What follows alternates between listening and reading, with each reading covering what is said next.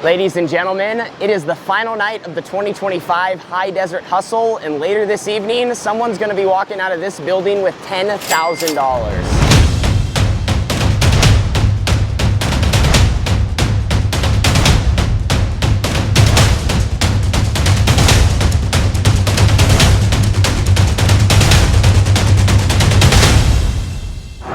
Well, we are out front of the Reno Sparks Event Center. Talk about a neat venue to be racing in. Downtown Reno is just 5 minutes that direction. Not a lot to do here in this city besides trying to win money on track or in one of the casinos. But man, no, it's been a fun few days here in Nevada. Been a little bit of an uphill battle for us here in the 18T, and now with the final night rolling around, we're gonna be rolling off from the front row of a B main event. So our goal, we wanna transfer through that and then start behind, the top 10 lock-in cars for $10,000. That will be in several hours. They're just now rolling out with the alphabet soup, so I think they're starting with like an H main. I feel like our weekend's been tough, but we're obviously not that far down in the order, so we're doing good. But our night's gonna be underway in a little bit. We're just not gonna be on track for a while, but definitely gonna be studying what's going on. The track has kind of been the topic of the weekend, so we're gonna keep an eye on that as they've been making changes, trying to make it better and have a good on-track product so we can duke it out for a lot of money. Now, before we get tonight underway, I did want to stop right here, looking at our winter banner from last year's show when we had some magic happen inside this building. I know we're just racing outlaw carts, but since I started renting them, at such a young age, this was a very special moment for me to win, the highest paying race of all time. And who knows in the future if we'll ever have one pay more than $10,000. But the inaugural event, all the champion banners here behind me, we're hoping to have a little more magic happen tonight. So they're about to begin the opening ceremonies and then move into the dashes, the C mains, the B mains, and then the A's. I wanted to show you some of the small changes they made to the racetrack to try to help and improve our racing. They widened the front stretch a little bit. There used to be some blocks against the front stretch wall, which honestly were probably causing more carnage than they were saving. So they widened the front stretch a little bit, and then they widened the corner entry, and then the entry to turns 3 and 4, which I think was a good move, not by a ton, because the racetrack's still kind of racing the same way, but they kind of had the right idea. In reality, like we've been talking about all weekend, I would make the straightaways probably could be another 10 feet wide, because just how they're racing, it's tough to go around someone or go underneath someone just because there's so much dust on the racetrack. But if you look behind me, you can see how the bottom's starting to rubber, and we need the second lane to start rubbering as well, so we have another path to kind of go on the track. But they just threw some water on it, trying to keep the dust down. Hopefully they kind of just eliminate the water from here on out. I think it's better if they just keep kind of blowing the dust off, allow cars to try to get up here, and maybe that will help, like I said, rubber up that second lane so we can try to pass race cars as the night continues on. But we have a little longer till our B main event. We're gonna be getting suited up here in a little bit, get cars fired, and we'll be ready to be on track.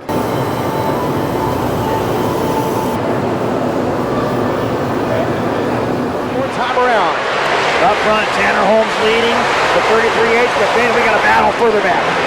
It looks like the 3-2-1 on Montbridge can breathe a little easier. This will be Holmes, followed by Hickman, Ramsey, Eberhardt, Gramps, and Mockridge, your top 6. Well, we did exactly what we needed to do there in the B main event. Started on the front row and led every single lap. I always probably am a little nervous for B main events, and I probably shouldn't be. When you start on the front row, as long as you do your job and get a good start, you can kind of just cruise around. It's more something stupid that you're worried about, taking you out, whether it be lap traffic or a random crash or just some freak incident. They did happen to water it as well right before we went out, so the car is probably muddiest it's been all week. That water kind of created that second lane, and it was there for just a little bit. I kind of ran through the middle 1 and 2, actually higher than we have been running throughout the week, but 3 and 4 was kind of still on the bottom. I think all the cars behind me were just moving around between the two, just trying to do whatever they could to transfer. But we did our job. Now they're going to be rolling the rest of the A main events. I'm sure there's going to be more track prep. They're going to try to figure out what kind of surface they want to give us, but just happy we're in the show. Not exactly how we would have liked to have done it. We would like to have started farther up front, closer in the A main event, but it's part of the game, and now we're going to move forward here in just a little bit with 40 laps.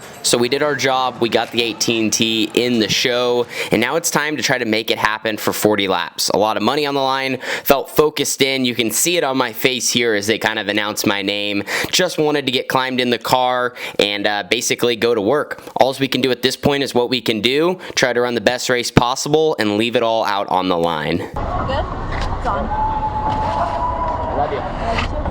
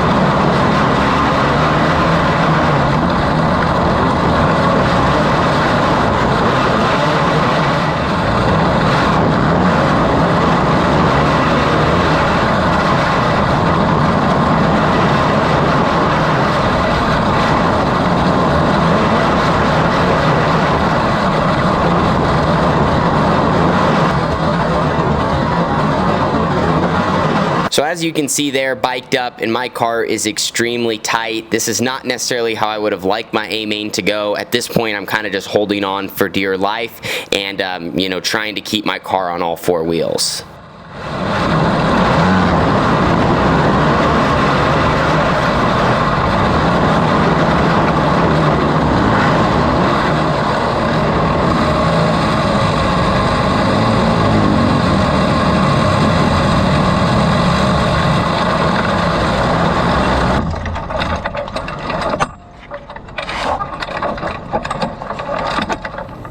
Well, we have officially completed our weekend here in Reno. They're getting the racetrack all taken out. I'm sure they'll have it done actually here probably by tomorrow morning. Unfortunate way for us to end our weekend and our high desert hustle. I think the easiest way just to phrase it now is like it's all done.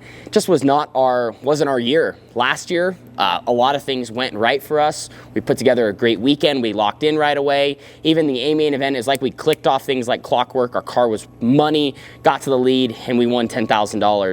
This year we started deeper, you know, made some okay moves early, you know, off to a little bit of a slow start there in the feature, but did get into the top 10. And I felt like I was really good early, and I don't know if I just got my tires too hot or, you know, maybe our stagger changed, like we had a left rear grow or something, but I went from being solid to I literally could not even get my stuff to turn.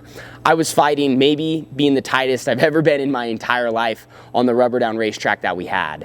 So early on, I felt like I could kind of attack moving forward, but then about 10 or 15 laps in, like I had to go more into defense mode just because of how tight I was really just working on trying to maintain my position. I could feel pressure from behind, and I couldn't really pick off the guys in front of me. On top of that, you know, some other drivers were dealing with similar situations, biking up, hitting the holes. Like, it was just very, very difficult racing around each other in the pack. And that's not an excuse, that's just me trying to kind of explain like what it was like.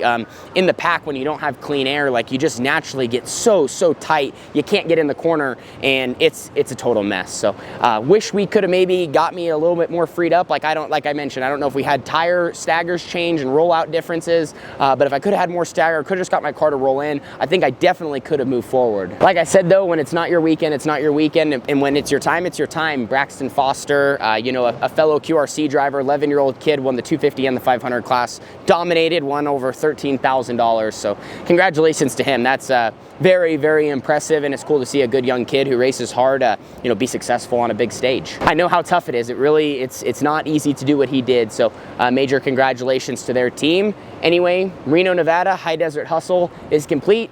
Disappointed, of course, with our outcome, but we're just going to keep working harder and harder, and that's how dirt racing is. You're going to lose a lot more races than you will ever win, and the biggest thing is learning from your losses and, you know, what could you have done differently, and then also know when to pull a tear off and just keep working harder into the future. All right, we'll see you guys in the next show. Deuces.